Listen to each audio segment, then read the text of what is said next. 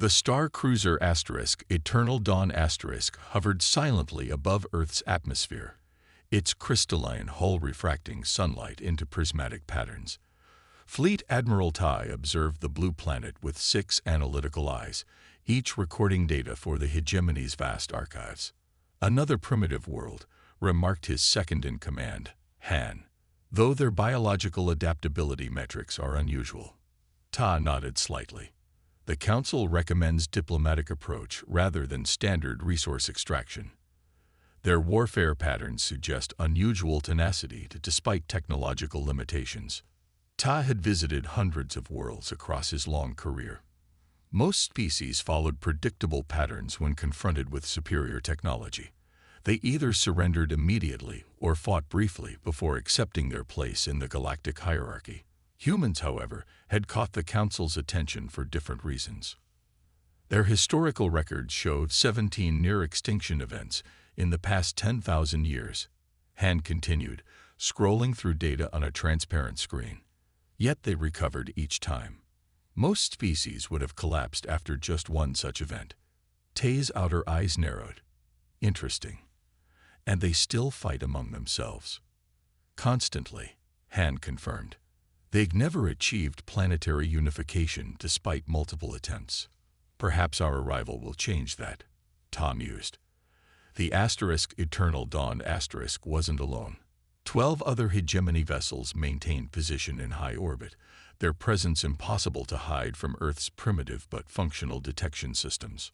Already, the humans' communication networks buzzed with panic, theories, and preparations for both peace and war. Tai opened a channel to the full fleet. "Maintain non-aggressive posture. No weapons systems online. We follow diplomatic protocol as directed by the Council." Not everyone agreed with this approach. On the military vessel Swift Justice General Jun watched Earth with very different intentions. His ship remained hidden behind Earth's moon, along with 30 harvest vessels ready to strip the planet of valuable resources. "The diplomatic approach wastes time," Jun told his officers. "These humans will either serve us or be removed. Their planet has rich mineral deposits our empire needs." His aide, Lieutenant Q, looked uncomfortable. "Admiral Ta believes they could be valuable allies, sir. Their adaptability is precisely why they should be subjugated quickly," Jun interrupted. "Before they adapt to us, prepare the harvest ships.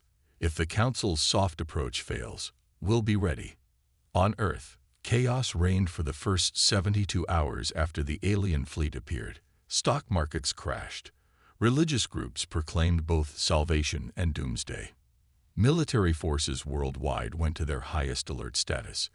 When the hegemony's first message arrived simultaneously at every major communications center on the planet, the simple phrase, "We come in peace and seek dialogue," did little to calm the panic. After a week of frantic diplomatic exchanges, world leaders agreed to meet with the alien delegation in Geneva. Security was unprecedented, with every weapon Earth possessed aimed skyward despite the futility of such defenses against hegemony technology. Admiral Ta selected a small team for first contact, including Han and 3 cultural specialists. Their shuttle descended through Earth's atmosphere, its propulsion system silent compared to the noisy Earth aircraft escorting them. "Their defensive positioning is intelligent," Han noted as they approached the landing zone. "They've positioned their strongest weapons to create overlapping fields of fire." Tay's mouthparts curved in what his species considered a smile. "They're also broadcasting their meeting globally. Transparency to prevent panic." Clever. The shuttle landed in a specially prepared area outside the United Nations European headquarters. Ta felt the slight gravity difference as he stepped onto Earth for the first time. The air smelled strange, rich with organic compounds unfamiliar to his senses. Waiting for them was a diverse group of humans representing major Earth governments. Their body language displayed both fear and determination, a combination Ta had rarely seen in first contact situations. "Welcome to Earth," said the Secretary General, a tall woman whose voice remained steady despite her elevated heart rate. "We represent the people of this world and seek peaceful exchange." Tai activated his translator device, which converted his harmonic speech patterns into Earth languages. The hegemony welcomes Earth into the galactic community. We offer knowledge and technology in exchange for cultural exchange and limited resource sharing. The negotiations that followed were complex. Humans proved more cautious than expected, carefully examining every proposed exchange for hidden threats. They requested medical technology first, a common pattern among developing species, but also showed unusual interest in the hegemony's historical records. They want to understand us before accepting our gifts, Han observed during a private moment. Most species simply take whatever technology we offer. Survival instinct, Tai replied. They sense the predator in us, even if we present as friends. What the human delegates couldn't know was that their instincts were correct. The hegemony had consumed thousands of worlds over its 50,000-year expansion. Some species became partners, but most were simply resources to be harvested. As days became weeks, exchange centers were established in major Earth cities. Human scientists proved remarkably quick studies, already adapting basic hegemony medical techniques to address their own biological needs. Meanwhile, General Jun grew increasingly impatient. His harvest ships remained hidden, but ready. They're stalling, he told his commanders, learning our technology while giving nothing valuable in return. The typical primitive strategy. Lieutenant Q disagreed. They're sharing their art, music, and literature extensively. Our cultural analysts find their creative output fascinating. Worthless compared to their mineral resources, Jun dismissed. As Tai studied human history more deeply, he grew increasingly troubled. Their wars were brutal and chaotic, compared to the precise conflicts of advanced species. Yet something about their battle tactics suggested a resilience he'd rarely encountered. Look at this, he told Han one evening, displaying footage from Earth's Second World War. When their cities were bombed, productivity often increased. When supply lines were cut, they improvised. When defeat seemed certain, they'd fought harder. Han's eyes widened. That contradicts standard resistance models. They fight differently, Ta concluded. Most species surrender when defeat is inevitable. Humans intensify. This realization troubled Ta deeply. In his quarters aboard the Eternal Dawn he composed a private message to the Hegemony Council. Recommend reclassification of humans from standard acquisition to potential partnership status. Their response patterns suggest harvesting attempt would result in protracted conflict rather than quick submission. Their adaptability makes them more valuable as allies than resources. The Council's response was quick and unexpected. Assessment noted. Continue diplomatic approach. Military option remains available if needed. What Todd didn't know was that General Jun had already received his own authorization from certain Council members eager for Earth's resources. The invasion plans were set. Harvest ships moved into position. As human scientists began working with Level 2 hegemony technology, Earth's defenses strengthened slightly. New detection systems came online, improved weapons were developed, and global cooperation increased. They sensed something coming, Ta told Han. Their unification is accelerating.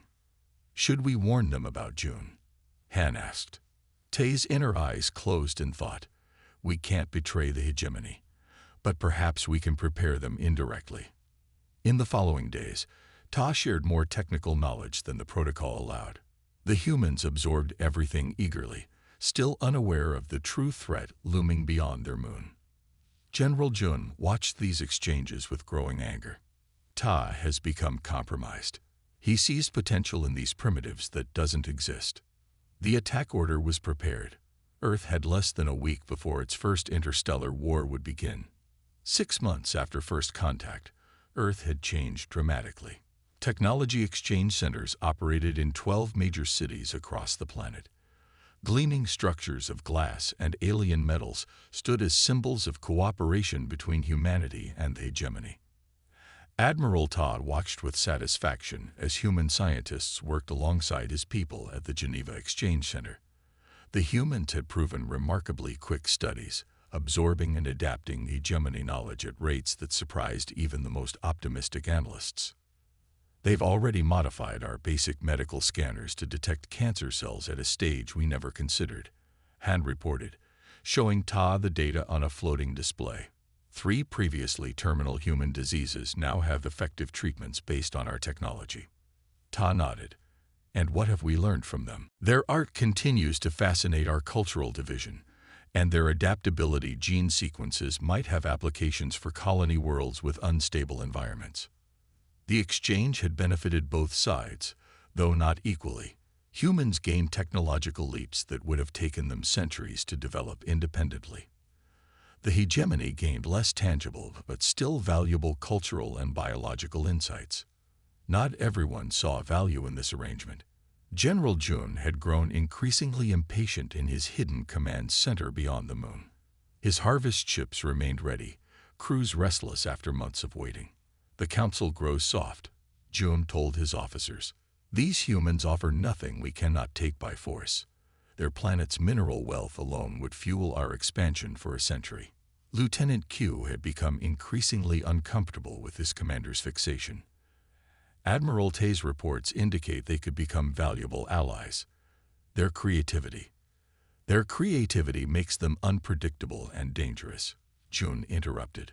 The longer we wait, the more of our technology they absorb. The time to strike is now, before they can adapt our weapons.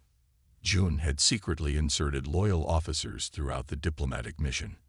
Half of Ta's security detail now reported directly to him. The pieces were in place for his long-planned coup. On Earth, most humans remained cautiously optimistic about their new galactic neighbors. Public opinion polls showed growing trust in the aliens, especially after hegemony medical technology saved the life of a beloved entertainment figure. Admiral Tai had just finished a productive meeting with the International Science Consortium. The topic had been sustainable energy production, an area where humans showed surprising innovation despite their technological limitations. Your fusion concepts are unconventional but promising, Ta told the assembled scientists. We'll share our containment field specifications tomorrow to help refine your approach. As the meeting concluded, Ta's communication device chimed with an emergency alert. The high-priority signal cut through all security protocols.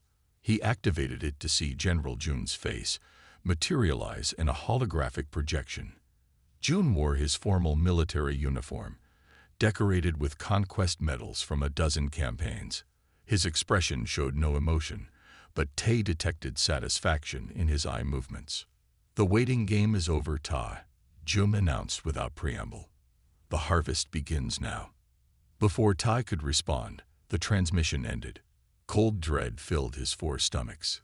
He turned to warn the humans still gathering their materials in the conference room, but the building shook before he could speak. The windows of the Geneva Exchange Center shattered as distant explosions lit up the horizon. Emergency alarms blared throughout the complex. Humans shouted in confusion and fear. "What's happening?" demanded Dr. Kim, the lead Earth scientist. Before Tai could answer, Han entered with 4 security officers, all holding hegemony pulse weapons. "Admiral Tay, by order of General Jun, you are relieved of command," Han stated formally. "The harvesting of Earth has begun." Tai stared at his second-in-command in shock. "Han, you serve Jun." "I serve the hegemony's interests," Han replied, his inner eyes avoiding Ta's gaze. This diplomatic mission was always a temporary measure. Across Earth, hegemony attack ships emerged from concealed positions. The Harvest Fleet descended from behind the moon, their weapons already charged. Sydney fell first, its famous harbor now a crater of superheated glass. Millions died in the initial energy pulse, designed to eliminate maximum population with minimal damage to valuable minerals beneath the city. Tokyo followed within hours, its defenses overwhelmed by weapons centuries beyond their capability. The city's advanced warning systems gave some residents time to evacuate, but the death toll still reached horrific numbers. Berlin, Moscow, and Washington were hit simultaneously in the next wave. Government communications went silent. Power grids failed across entire continents as electromagnetic pulses disrupted Earth's primitive electrical systems. In Geneva, Tai was placed in energy restraints that immobilized his limbs. Through the broken windows, he watched hegemony ships move into position above the city. "Why, Han?" he asked quietly. "These people posed no threat to us." "June showed me the resource projections," Han replied, showing more emotion than before. "Earth contains rare elements our empire desperately needs." The council was divided on the approach. June simply acted before the diplomatic faction could gain more influence. "The humans will be conquered within days," Han continued as the restraints fully activated. "Their resistance is futile. Those who survive will serve in labor colonies until the planet is fully harvested." Ta said nothing. His attention focused on the human scientists being herded into a detention field. Their expressions showed not just fear, but deep betrayal. Trust, so carefully built over months, destroyed in moments. The attack continued for 3 days without pause. Major cities worldwide fell to the precise strikes of hegemony forces. Human military responses proved ineffective against ships that could neutralize nuclear weapons before they left their silos. Yet something unexpected happened. As news of the betrayal spread across surviving human communication networks, Earth's response pattern deviated from all hegemony models. Rather than surrender after the destruction of their major cities, Earth's remaining military forces coordinated a global defense with astonishing speed. Old enemies shared intelligence and resources. Civilian scientists worked alongside military strategists to analyze alien technology from the now-abandoned exchange centers. From a hidden bunker deep beneath the Rocky Mountains, the remaining world leaders broadcast an emergency message that reached every functioning communication device on the planet. "People of Earth," began the grim-faced woman who had once welcomed Tai at the first contact meeting. "We have been betrayed by those who claim to come in peace. Our major cities lie in ruins. Millions of our people are dead or missing." Her voice grew stronger as she continued. "But we will not go quietly. Humanity has faced extinction before. We survived. We adapted. We overcame. And now, we fight back." The broadcast continued with specific instructions for resistance efforts worldwide. Hegemony intelligence officers were shocked by the level of coordination among a species that had been fighting among themselves just months earlier. In his detention cell aboard the command ship, Tai received reports of the human response. Unlike his captors, he wasn't surprised. His studies of human history had prepared him for this. When facing annihilation, "They don't surrender," he told the guard who brought these reports. "They intensify. You've awakened something your models can't predict." General Jun dismissed these early resistance efforts. "Primitive defiance," he called it in fleet-wide announcements. "It will be crushed within weeks." But weeks passed, and complete victory remained elusive. Human forces had gone underground, emerging only for surgical strikes against hegemony supply lines. They had already captured and reverse-engineered several hegemony weapons, adapting them with unconventional modifications that sometimes bypassed standard defenses. Lieutenant Q brought increasingly concerning reports to Jun's command center. "They're learning our patterns too quickly, sir, and they fight differently than our tactical simulations predicted. Increase harvest operations," Jun ordered. "Once their resources are gone, their resistance will collapse." But as hegemony forces focused on resource extraction, human attacks became more bold and effective. The first hegemony ship fell 39 days after the invasion began, brought down by a combination of captured weapons and improvised explosives. The crew was captured alive, another deviation from standard conquest patterns. Instead of execution, the aliens were interrogated for technical information, then kept as prisoners of war under surprisingly humane conditions. In his cell, Tai received this news with grim satisfaction. "It begins," he told the walls. "The awakening of humanity's true potential." The harvest had started, but it would not proceed as General Jun had planned. 1 year into the war, Earth looked very different. Many cities lay in ruins, with strange alien harvest machines extracting minerals from the ground. Yet the hegemony's victory remained incomplete. Their initial advantage had significantly diminished, and General Jun grew increasingly frustrated. How can these primitives still resist? Jun demanded, smashing his fist against the holographic display showing another lost supply ship. They should have surrendered months ago. His advisors shifted uncomfortably. The casualty reports told a clear story.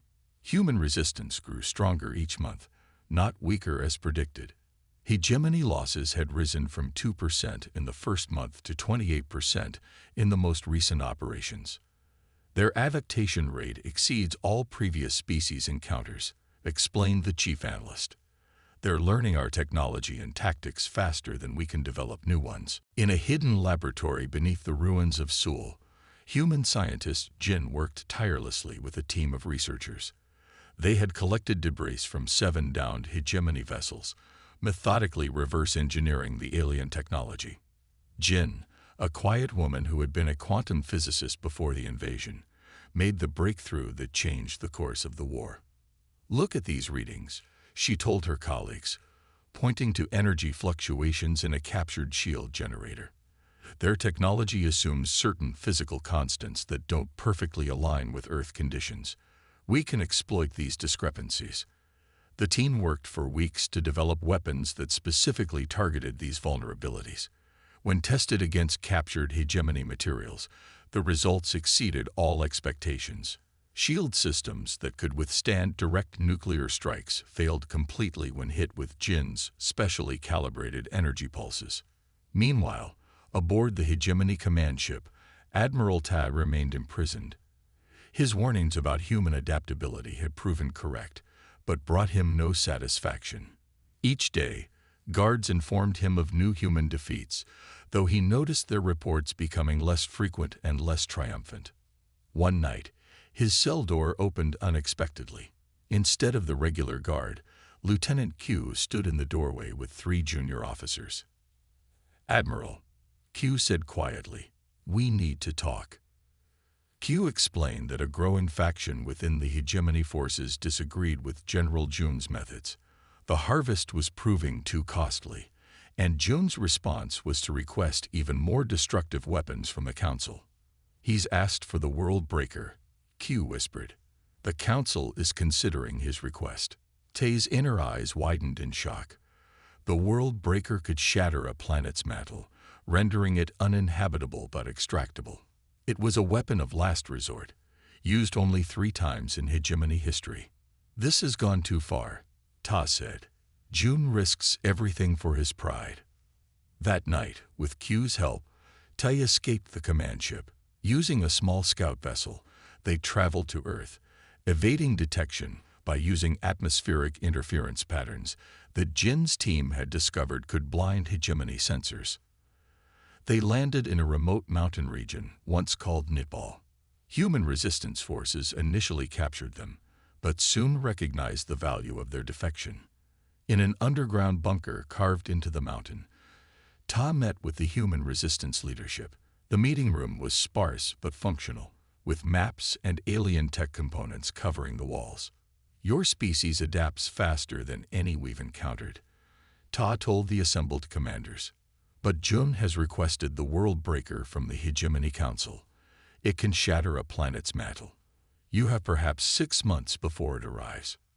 The human commander, a woman called Sun, merely nodded. She had lost her family in the initial attacks, but had risen quickly through resistance ranks due to her tactical brilliance. "Then we have 6 months to take the fight to them," she replied simply. Tai was struck by her calm response to such devastating news. "You don't seem surprised." "We've been monitoring your communications," Sun explained. "Our linguists cracked your encryption 3 months ago. We suspected something like this might come. The question is, what can you tell us that we don't already know?" This meeting marked the beginning of a new phase in the war, with Ta and the defectors providing insider knowledge, and Jin's team developing targeted weapons. The resistance moved from defensive operations to strategic counterattacks. Across Earth, Humans demonstrated a resilience that confounded hegemony analysts. Where hegemony models predicted psychological collapse under prolonged stress, humans instead formed stronger communities. Where food shortages should have caused infighting, humans developed improved agriculture in the unlikeliest places. In the flooded ruins of coastal cities, they built floating farms. In desert regions rendered even more harsh by hegemony terraforming attempts, they cultivated new drought-resistant crops. Innovation flourished under pressure that should have crushed their civilization. Jin's team made another breakthrough 2 months later. By combining hegemony technology with human ingenuity, they developed a device that could temporarily disable alien harvest machines from a safe distance. It exploits the harmonic frequency of their power cores, Jin explained to Commander Sun and Admiral Ta. When activated, it forces a safety shutdown to prevent catastrophic overload. Sun immediately saw the tactical potential. If we can shut down their harvesters without destroying them, we can capture them intact, Tai finished, and potentially convert them to your use. The first test of this strategy came in what had once been Canada. A small resistance team approached a harvest operation in Ontario, where 3 massive hegemony machines extracted rare earth elements from the ground. They activated Jin's device from 2 kilometers away. The enormous machines froze in place, their lights flickering and dying. The small hegemony security team, unprepared for this type of attack, was quickly captured. Within a week, human engineers had reprogrammed the harvesters to extract and process materials needed for resistance weapons. This pattern repeated worldwide, with resistance cells using the same technology to capture alien equipment with minimal casualties on either side. General Jun received these reports with increasing rage. They're using our own technology against us. This is unprecedented. Lieutenant Q's replacement, a loyal officer named Du, suggested a change in tactics. Perhaps we should withdraw to orbital positions and conduct bombardment rather than ground operations. Jun considered this but shook his head. The Council demands resources, not victories. We must maintain harvest operations. This strategic error gave human forces the opportunity they needed. Using captured communication equipment, Commander Sun coordinated with resistance cells worldwide for their most ambitious operation yet. The plan was risky but potentially decisive. Instead of scattered attacks against individual hegemony outposts, they would launch a coordinated global offensive against all major harvest operations simultaneously. The goal was not just to disrupt the alien resource extraction, but to reclaim entire territories. At precisely the same moment worldwide, resistance forces struck. In North America, Europe, Asia, and Australia, human fighters emerged from hiding places with Jin's disruptors and newly manufactured weapons based on hegemony designs. The aliens, accustomed to predictable resistance patterns, were unprepared for the scale and coordination of the attack. Harvest operations across entire continents went dark within hours. The first major hegemony defeat came when coordinated human forces reclaimed the North American territory. Using modified alien technology combined with guerrilla tactics no hegemony soldier had been trained to counter, they overran the central command post in what had once been Denver. From his mountain bunker, Admiral Todd watched these developments with mixed emotions. Pride in human accomplishment warred with shame at his species' actions. "You've achieved in months what most species couldn't do in decades," he told Commander Sun as reports of victories came in from across the globe. Sun's expression remained serious. "This is just the beginning. Your General Jun still controls orbital assets, and the world breaker is still coming." Ta nodded. "Then we must take the fight beyond Earth. And for that, we need ships." "Already working on it," Sun replied, leading him deeper into the mountain complex. In an enormous cavern, Tai saw something impossible: human engineers constructing spacecraft using modified hegemony designs. The vessels were crude by his standards but incorporated innovations he'd never considered. "Jin's team found ways to improve your propulsion efficiency by 30%, Sun explained. "We've been gathering materials for months. The first ships will be ready within weeks. For the first time since the war began, Tai felt genuine hope. Perhaps humanity wouldn't just survive. They might actually win. In orbit, General Jun received confirmation that the World Breaker had begun its journey from the hegemony homeworld. 6 months until arrival. 6 months to crush this unexpected resistance. What he didn't realize was that humanity's awakening had only just begun. 3 years into the conflict, humanity had transformed. Where once 1,000 nations, religions, and ideologies had competed, now stood a unified species. The hegemony threat had dissolved old hatreds and rivalries into a singular purpose: survival. The war had changed the face of Earth. Cities lay in ruins, but amid the rubble, new structures rose. Buildings incorporating alien metals and technology, designed to withstand orbital bombardment. Underground networks connected surviving population centers, while armored agricultural domes produced food despite the scorched surface. In orbit, hegemony ships maintained their blockade, but with increasing difficulty. Each month, more alien vessels fell to Earth's improved defenses or mysteriously disappeared while patrolling the asteroid belt. What General Jun didn't know was that humans had expanded beyond their homeworld. Using captured hegemony vessels and innovative modifications, they had established hidden bases on Mars. Red dust concealed underground facilities where engineers worked tirelessly, constructing a fleet unlike any in the galaxy. In the largest of these Martian hangars, Commander Sun inspected the final preparations of the flagship Defiance *. The vessel combined the sleek lines of hegemony design with distinctly human modifications. Where alien ships favored symmetry and efficiency, the Defiance * incorporated unexpected angles and redundant systems that made no sense to conventional hegemony engineers. "All vessels report ready," said Captain Kyung, Sun's second-in-command. "The fleet awaits your order." Sun nodded, her expression solemn. 3 years of guerrilla warfare had hardened her, but had not dimmed the fierce intelligence in her eyes. "And our special modifications?" Jin's team completed the final calibrations yesterday. All ships are equipped with the harmonic disruptors. Admiral Tai approached, his alien form now a familiar sight among the human crew. After his defection, he had provided invaluable intelligence about hegemony tactics and technology. In return, humans had shown him a spirit of cooperation and innovation that had changed his understanding of what civilization could be. "Our scouts report the World Breaker has entered the solar system," Ta said gravely. "Jun commands it personally." Sun's expression didn't change. "Then it's time. Signal all ships. We launch in 1 hour." The Martian fleet consisted of 73 vessels of various sizes. Most were small fighters, but 12 larger cruisers formed the core of the attack force. Each incorporated technology that had been modified in ways hegemony engineers would consider impossible or heretical.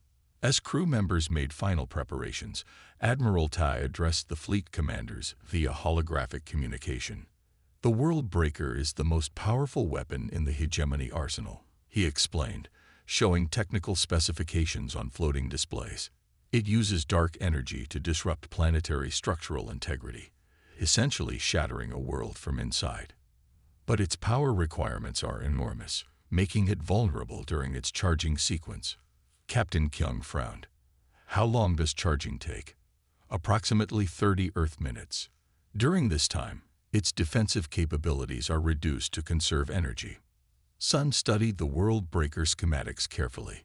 "So we have a 30-minute window to disable it before Earth is destroyed.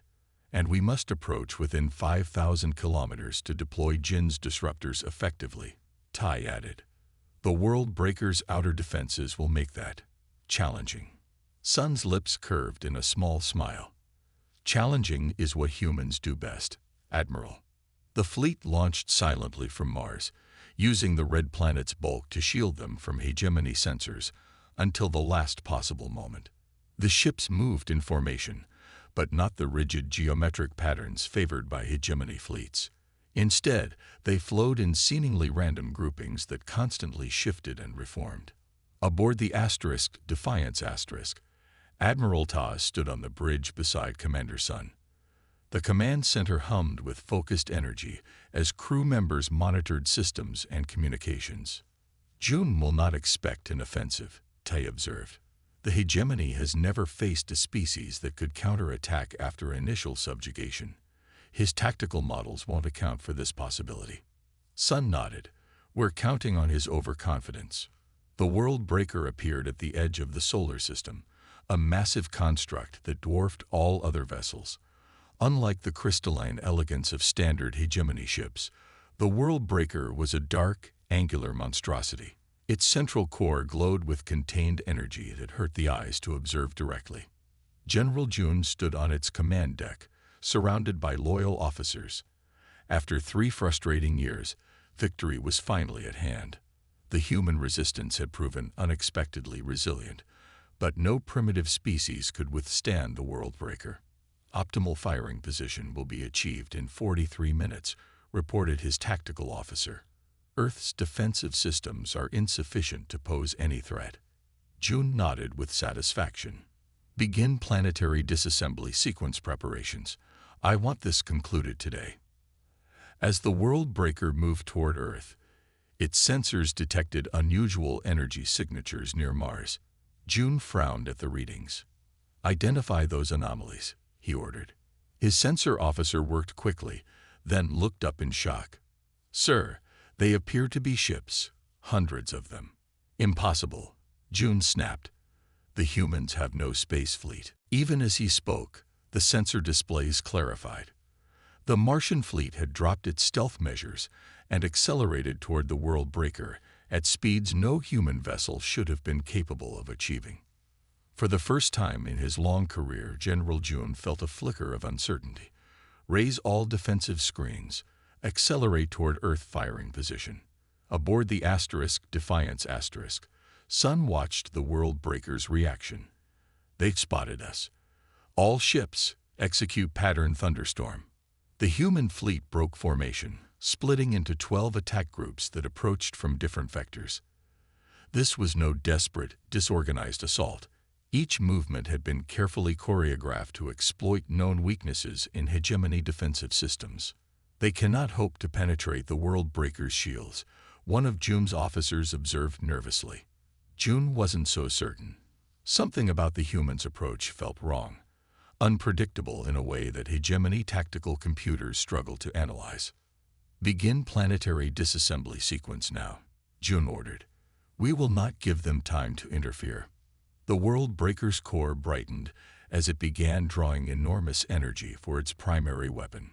Protective shields thinned slightly as power was diverted to the charging sequence. This was the moment the human fleet had been waiting for.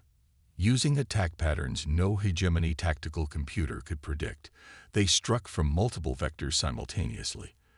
The first wave focused on the World Breaker's sensor arrays, firing specially modified weapons that created localized distortion fields.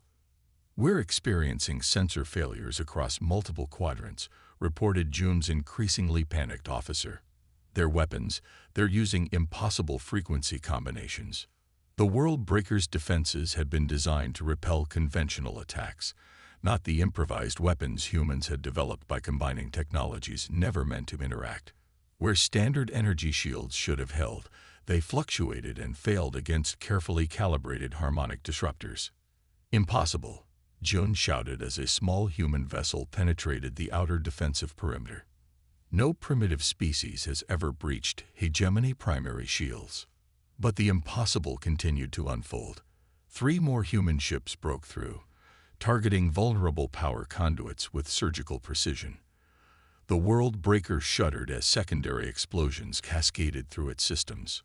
Sun directed the attack from the Defiance her voice calm as she issued orders. Group 3, target the starboard energy collectors. Group 7, prepare for insertion.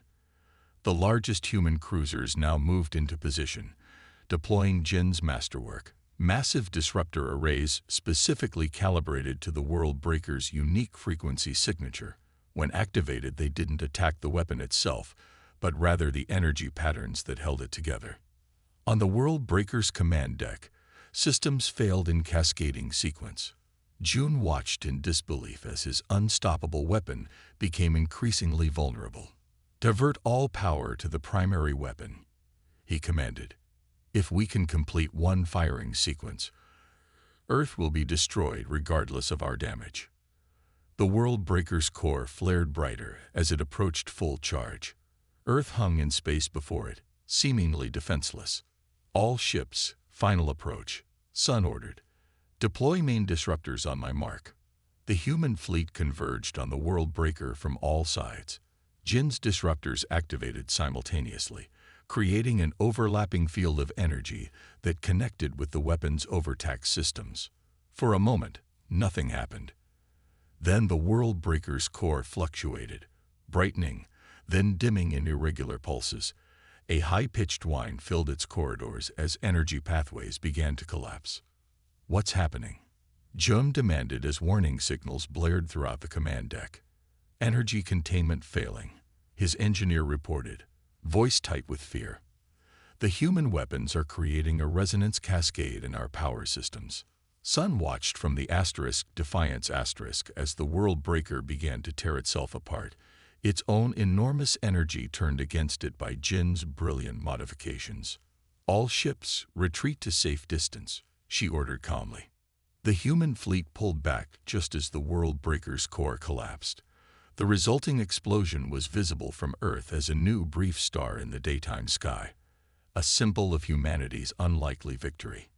Across the galaxy, other species subjugated by the hegemony watched in astonishment as sensor data revealed the impossible. Humans were winning.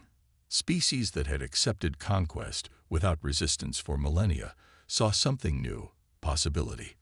Quiet rebellions stirred on a dozen worlds. In the aftermath, Sun stood before a viewport on the Defiance watching Earth grow larger as they returned home.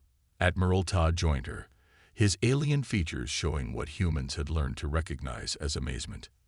"You did not just survive," he said quietly. "You defeated our greatest weapon."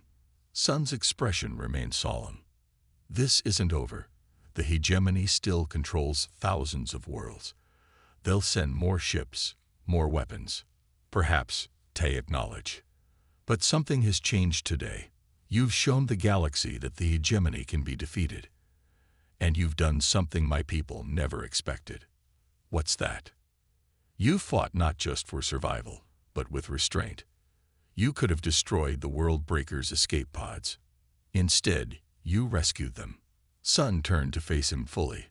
"We're fighting for our right to exist, Admiral, not for revenge. That's something your General Jun never understood about humanity." As they spoke, Earth prepared for the next phase of the conflict. But for the first time in 3 years, they prepared not just to resist, but to take the fight to the heart of the hegemony itself. The final battle took place in orbit around Hegemony Prime, the central world of Jun's empire. The human fleet had grown significantly since its first victory against the World Breaker. Over 200 vessels now moved in their distinctive, unpredictable patterns surrounding the hegemony homeworld. But humans were not alone. Ships from 3 former hegemony client species, the Vol, the Nordic, and the Tellurians, had joined the Earth fleet. These were species that had surrendered to hegemony conquest generations earlier, accepting subjugation rather than annihilation. Inspired by humanity's unexpected resistance, they had risen up against their overlords for the first time in centuries. Commander Sun stood on the bridge of the Defiance which had been upgraded and enhanced since its first battle. The ship now incorporated technology from all 4 allied species, creating something entirely new in the galaxy, a true collaborative achievement. "Hegemony defense grid is active," reported Captain Kyung. "They have approximately 3,000 orbital platforms and 500 ships." Admiral Tai studied the tactical display with his 6 eyes. "Their formation is standard hegemony defense pattern. They still don't adapt." Sun nodded. That was the fundamental difference they had exploited throughout the war. The hegemony had conquered through overwhelming technological superiority for so long that they had lost the ability to innovate. Humans, in contrast, had never stopped adapting. "Open a channel to the Hegemony Council," Sun ordered. The main screen flickered to life, showing the Grand Council chamber. 12 high-ranking hegemony leaders sat in a semicircle, with General June standing before them. His once immaculate uniform now bore the marks of multiple battles, and his posture had lost some of its rigid certainty. "This is Commander Sun of Earth," she stated simply. "We request your immediate and unconditional surrender." Murmurs ran through the council members. One leaned forward, his elaborate head crest indicating his senior status. "The hegemony has ruled this sector for 50,000 years, he declared. "We do not surrender to primitives." Sun's expression remained calm.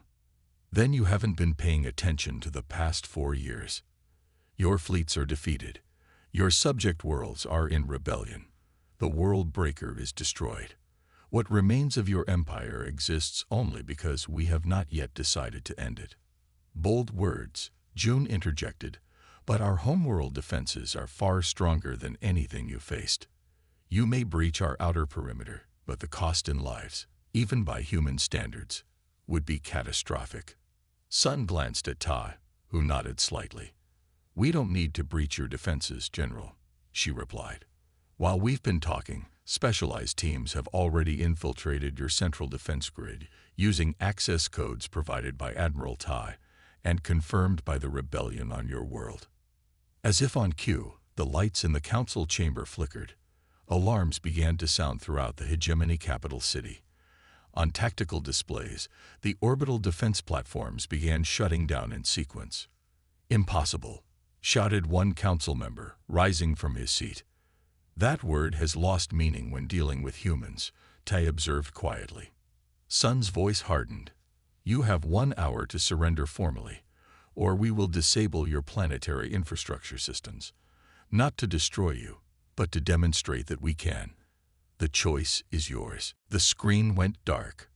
For the next hour, the fleet maintained position, while hegemony leaders argued furiously. Sensor readings showed panic spreading through the capital city as civilians realized their invincible protectors were no longer in control. When communications reopened, only June remained in the council chamber. "The council has authorized me to discuss terms," he said stiffly. Sun nodded. "We'll send a delegation immediately." The human delegation that landed at the Hegemony Palace was small, just Commander Sun, Admiral Tai, and Jin, whose scientific brilliance had made victory possible. They were escorted through grand hallways designed to intimidate visitors with their scale and opulence. Inside the Hegemony Council chamber, General June faced the human delegation. The council members watched from elevated seats, their expressions unreadable to human eyes. "You could destroy us now," June stated, his voice devoid of emotion. "Why hesitate?" Sun stepped forward. "Because that's the difference between us. We don't seek extinction, even of those who sought ours. We want justice, recognition, and guarantee this never happens again." Jin unfolded a display showing their terms. The demands were extensive but not punitive. Reparations for Earth and other damaged worlds, technology transfers to elevate all species to equal footing, and a complete restructuring of the hegemony into a cooperative alliance rather than an empire. "This is unprecedented," gasped one council member after reviewing the terms. "You would have us surrender our supremacy willingly." "Your supremacy ended the moment you attacked Earth," Tai replied. "These terms allow you to maintain dignity and purpose in a new galactic order, one based on cooperation rather than conquest." The negotiations lasted 3 days. Human patience was tested repeatedly as hegemony representatives tried to preserve whatever advantages they could. But in the end, faced with the alternative of complete military defeat, they accepted the core demands.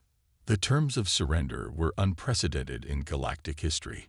Earth demanded and received reparations, technology transfers, and a complete restructuring of the hegemony into a cooperative alliance of equals rather than a dominion of the strong over the weak. The implementation began immediately. Hegemony harvest operations across 24 worlds ceased. Reparation shipments of technology and resources flowed to Earth and other damaged planets. Former subjugated species sent representatives to the first meeting of what would become the Galactic Concordat. 6 months after the surrender, Admiral Ta became the first ambassador to this newly formed alliance. Standing before the assembled representatives of 26 species, he reflected on the lesson all had learned. The universe has seen many powerful civilizations, he addressed the gathering. But power alone is not strength. Humanity taught us that adaptation, cooperation, and the will to survive against impossible odds are the true measures of a species' greatness. Jun, stripped of his military rank, watched the proceedings from a small side chamber. His expression remained unreadable, but something had changed in his posture, a grudging recognition that his certainty had been misplaced. On Earth, rebuilding had already begun. Cities rose from ruins, incorporating technologies that would have seemed magical just years before. Where hegemony harvest machines had torn open the ground, new structures emerged, buildings that combined the best elements of human creativity with alien efficiency. Commander Sun declined offers of political leadership, preferring to focus on the development of Earth's defense forces. "We achieved peace," she told the newly formed Earth Council, "but we maintain it through strength and vigilance." Jin led a new scientific institute that brought together researchers from all Concordat species. Her collaborative approach yielded breakthroughs that none could have achieved alone. Within 2 years, technologies that had been hegemony secrets for millennia became available to all member worlds. Humanity's first truly interstellar vessel, the Explorer *, prepared for its maiden voyage to distant stars beyond the former hegemony territories. Unlike the military vessels that had won the war, the Explorer * was designed purely for discovery, a physical embodiment of humanity's endless curiosity. Captain Kyung, selected to command this historic mission, stood with Admiral Ta at the observation deck as final preparations were completed. "What do you think we'll find out there?" Kyung asked. Tae's mouthparts curved in what humans now recognized as a smile. "More challenges, certainly, but perhaps also more friends than enemies. And if we find more like the old hegemony." Tae's expression grew serious. "Then they will learn what we learned. That conquest is ultimately self-defeating. That diversity and adaptation create strength that uniformity cannot match." Throughout the galaxy, a new saying spread among spacefaring species, part warning and part respect. "Beware the rage of humanity, for no force can stand against them." But those who worked closely with humans understood a deeper truth. It wasn't rage alone that made humans formidable. It was their unique combination of fury and forgiveness, of fierce defense and generous reconciliation. They fought with unprecedented determination, but offered peace with equal conviction. On the 5th anniversary of the war's end, representatives from all Concordat worlds gathered on Earth for commemoration ceremonies. The scars of battle remained visible in many places, preserved as reminders of what had been endured and overcome. In her first public address since the war, Jin spoke words that resonated across the gathered species. The hegemony sought to harvest Earth's resources, seeing only the minerals beneath our feet. They failed to recognize that humanity itself was the planet's most valuable resource, not for exploitation, but for collaboration. Our greatest strength was never in our weapons, but in our endless capacity to adapt, to innovate, and ultimately to forgive. As the ceremony concluded, Admiral Tai approached Commander Sun, who stood quietly at the edge of the gathering. "Your species has changed the galaxy forever," he told her. Sun shook her head slightly. "No, we simply reminded the galaxy of something it had forgotten. That true civilization is built on cooperation, not conquest. And that lesson needed to be taught with sufficient force to be remembered." As twilight fell over the rebuilt city, ships from 26 worlds illuminated the sky in a coordinated light display. Where once hegemony harvest vessels had brought death and destruction, now representatives of a new galactic order created beauty together. a fitting symbol for the peace that had emerged from humanity's most desperate hour. The end.